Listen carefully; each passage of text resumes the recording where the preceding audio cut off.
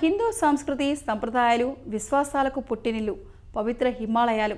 ఎందరో యోగులు మునులు ఋషులు ఇప్పటికీ కూడా హిమాలయాలు సంచరిస్తారని చెప్తారు. అంతేకాదు ఈ హిమగిరిలో ఎన్నో పుణ్యక్షేత్రాలు కూడా వెలిశాయి. మనిషి ఎంత అభివృద్ధి సాధించినా కూడా ఈ ప్రకృతికి నిబద్ధుడై ఉండాల్సిందే.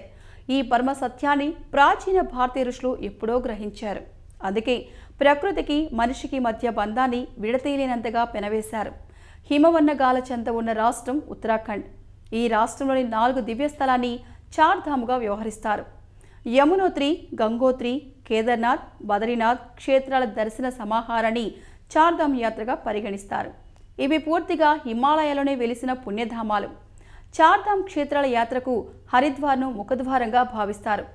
భగీరథ యత్నానికి తలవంచి చండ ప్రచండమైన వేగంతో గంగ శివుడి జటాజటంలోకి దూకింది. ఆ గంగ హిమ పర్వతాల నుంచి జనవాసాల్లోకి వచ్చింది హరిద్వార్లోనే. ఇక్కడ నీల పర్వతంపై నెలకొన్న చాందీదేవి, బిల్వ పర్వతంపై ఉన్న మానసాదేవి ఆలయాల్ని భక్తులు సందర్శిస్తారు. అటు హరిద్వార్ నుంచి రిషికేశ్కు భక్తులు చేరుకుంటారు. క్షీరసాగర మథనంలో ఆవిర్భవించిన హాలాహలాన్ని మహాదేవుడు సేవించిన ప్రదేశంగా వ్యవహరించే నీలకంఠ మహాదేవాలయాన్ని దర్శిస్తారు. ఇక్కడే ఉన్న రామ్ లక్ష్మణ్ ఝూలాలు, వశిష్ఠ గుహ, భరత్ మందిరాల్ని తిలకిస్తారు. చార్ధామ్ యాత్రలో మొదటి క్షేత్రమైన యమునోత్రికి డెహ్రాడూన్, ముస్సోరీల మీదుగా భక్తులు పయనమవుతారు. యమునా నది పర్వతాగ్రాల నుంచి కిందకి దిగిన ప్రదేశం యమునోత్రి. హనుమాన్ చెట్టి నుంచి 14 కిలోమీటర్ల దూరంలో ఉన్న ఈ క్షేత్రానికి కాలినడకన లేదా గుర్రాల మీద భక్తులు వెళ్తూ ఉంటారు. సముద్ర మట్టానికి 3165 అడుగుల ఎత్తులో ఉన్న ఈ ప్రాంతంలో యమునాదేవి ఆలయం గోచరమవుతుంది. కిలోమీటర్ దూరంలో ఉన్న భారీ పర్వతాన్ని అధిరోహిస్తే యమున జన్మస్థలి దర్శనమిస్తుంది.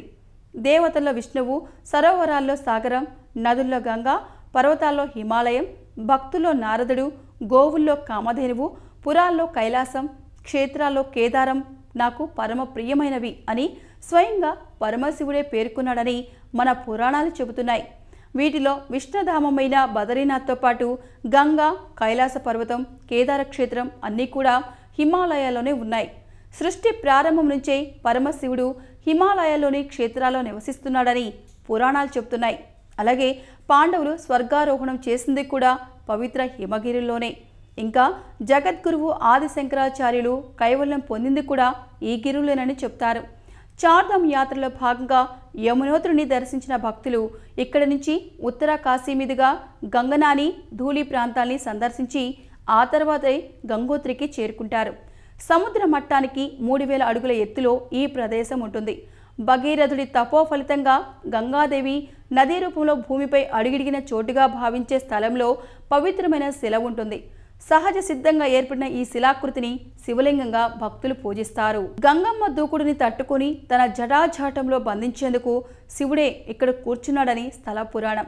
గంగోత్రిలో మంచు కారణంగా ఏటా 6 నెలల పాటు మూసి ఉండే గంగామాత ఆలయాన్ని అక్షయ తృతీయ నుంచి దీపావళి వరకు తెరుస్తారు. ఈ ఆలయానికి 18 కిలోమీటర్ల దూరంలో ఉన్న గోముఖ్ను గంగానది జన్మస్థలిగా భావిస్తారు. ఇక్కడ భాగీరథి ప్రవహిస్తుంది. ఇది దేవప్రయాగ దగ్గర అలకానంద నదితో సంగమమై గంగా నదిగా మారుతుంది. గంగోత్రి నుంచి శ్రీనగర్, రుద్రప్రయాగ, గౌరీకుండ్ మీదుగా భక్తులు 3వ దివ్యధామమైన కేదార్నాథ్కి చేరుకుంటారు. ఈ జ్యోతిర్లింగ క్షేత్రం సముద్ర మట్టానికి 12,000 అడుగుల ఎత్తున ఉంటుంది. హరుడు కేదారేశ్వరుడిగా వెలిసిన ఈ క్షేత్ర వైభవం స్కాంద పురాణంలో ఉంది. చార్ధామ్ యాత్రలో 4వ దివ్యస్థలి బదరీనాథ్. హిమాలయాల్లోని నీలకంఠ పర్వతాల నేపథ్యంలో నరనారాయణ కొండల నడుమ అలకానంద నదీ తీరాన విష్ణురూప బదరీనాథుడు కొలువుతీరి ఉంటాడు. ఈ ఆలయం ఏడాది పొడవునా తెరిచే ఉంటుంది.